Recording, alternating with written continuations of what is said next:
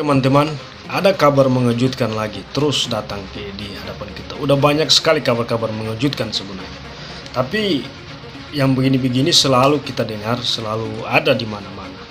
Terutama disampaikan oleh pejabat publik. Ya, bagi saya pejabat publik itu kan pelayan sebenarnya.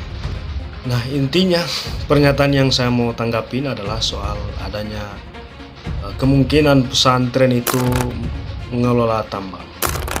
Ini tambang ini sudah sama gorengan aja sebenarnya, sudah sama gorengan. Itu enak benar itu bagi-baginya konsesi lahan itu. Padahal itu kan sumber daya penting sebenarnya yang kalau kemudian disalah kelola lagi ya udah pasti kita akan ya kayak sekarang aja. Nah, di sini yang menarik itu katanya Pak Bahlil ingin koordinasi dengan Pak Presiden kita mau mendorong pesantren untuk menambang. Nah, ini kan makin lucu.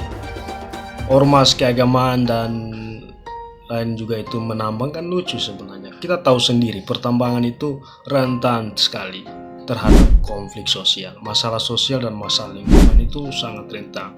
Itu karena aturan kita yang nggak jelas. Nah, ini kayak begini bola liar. Jadinya macam-macam aja diterjemahkan diri. Kalau semua masyarakat dibiarkan menambang, nah nanti ini kacau. Padahal kita tahu sendiri prosesnya itu luar biasa dan begitu menelan banyak anggaran.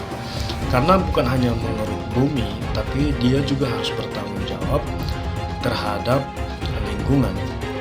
Dia bagaimana menyelesaikan kegiatan pasca tambang. Apakah itu bisa berjalan maksimal oleh para ormas-ormas itu, saya nggak tahu. Mereka punya duit nggak itu untuk bisa menyelesaikan itu? Karena banyak sekali sekelas perusahaan-perusahaan besar juga tidak mau bertanggung jawab soal itu.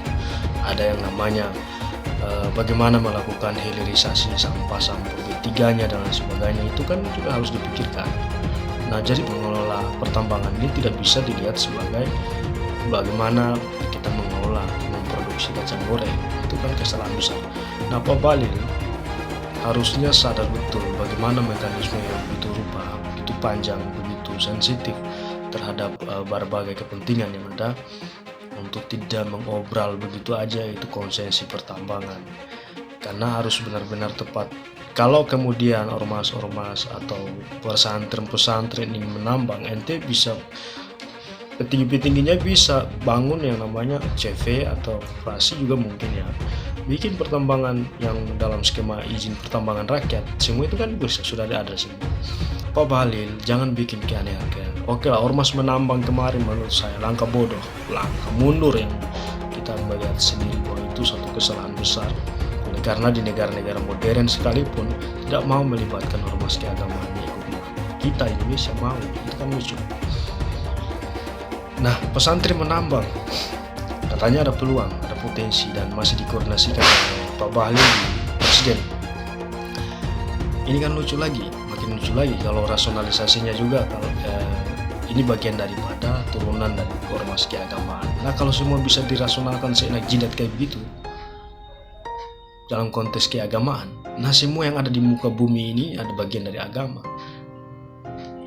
Bisa ditarik seorang pemulung juga mungkin bisa dapat konsesi lahan kan begitu. Seorang organisasi mahasiswa juga mungkin bisa, karena syaratnya bagian dari bagaimana menjalankan agamanya dia sesuai keyakinannya masing-masing kan itu. Jadi janganlah merasionalisasikan kalau seenak jidat gitu. Kalau orang timur bilang itu, kalau orang Sulawesi ngomongnya itu cocok logi, mencocok-cocokkan sesuatu tanpa memiliki data yang kuat. Intinya pelibatan ormas keagamaan, kampus dan sebagainya itu cacat secara konsepsional. Begitu juga apalagi melibatkan pesantren dalam mengelola tambang. Harusnya pertama mereka itu fokus pada agenda sosial kemanusiaan di agamaan saja. Nanti soal anggaran mungkin didapat dari BUMN atau BUMD atau swasta kita. Kan prosedurnya kayak begitu. Kita udah punya mekanisme itu sebenarnya. Kalau kemudian mau melibatkan petinggi-petinggi di pesantren atau di ormas keagamaan untuk menambang, harusnya suruh mereka dorong IPR. Bagaimana IPR? Apa? Tapi pertanyaannya, Sejauh mana sekarang Menteri SDM mengevaluasi izin pertambangan rakyat di Indonesia? Sejauh mana juga Menteri SDM mengevaluasi IUP-IUP yang ada, mengevaluasi bagaimana proses pembuangan limbah mereka, bagaimana produksi mereka, bagaimana dampak kerusakan lingkungan yang mereka sebabkan akibat eksploitasi pertambangan. Kira-kira begitu. Sudah sejauh mana? Kenapa Pak Menteri Bahlil nggak fokus mendorong pertambangan rakyat, memberikan mereka legalitas yang jelas, jangan lagi tersentuh oleh praktik-praktik ilegal. Begitu juga pertambangan-pertambangan yang dalam skema izin usaha pertambangan atau izin usaha pertambangan khusus juga harus dievaluasi. Gitu. Jadi stoplah melibatkan pesantren itu untuk menambah.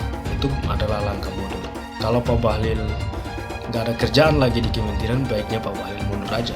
Jangan bikin sesuatu yang bisa memicu polemik dan tidak begitu produktif dan faedahnya kurang. Ya. Asas manfaatnya itu kurang terlalu. Jangan pakai ilmu sosiologi memaksakan kehendak Anda. Bukannya menciptakan potensi konflik baru di masyarakat dengan menarik ormas-ormas seperti ormas keagamaan dan pesantren ke dalam konflik itu. Menurut saya itu adalah langkah mundur kalau kemudian terrealisasi. Taruhlah ormas kemarin udah diketok palu, tapi kemudian kita akan lihat sejauh mana mereka akan bertahan dengan skema itu. Ingat, kalian yang membuat keputusan, kalian juga harus bertanggung jawab atas itu. Jadi seharusnya Pak Bahlil tidak mengeluarkan pernyataan-pernyataan yang kontradiktif, yang tidak didukung oleh data-data yang kuat. Jangan memaksakan kehendak. Kalau nggak ada lagi pekerjaan sebenarnya masih banyak sebenarnya yang mau dievaluasi di wilayah-wilayah itu, di blok ini, blok itu kan masih banyak yang dievaluasi. Kenapa Menteri SDM nggak sibuk urus itu? Justru sibuk urus pesantren, urus keagamaan apa dia?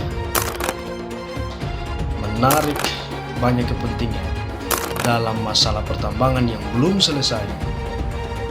Bukannya justru menyelesaikan masalah, tapi justru menambah api perpecahan, menambah api konflik, menambah masalah kerusakan lingkungan. Sampai ketemu di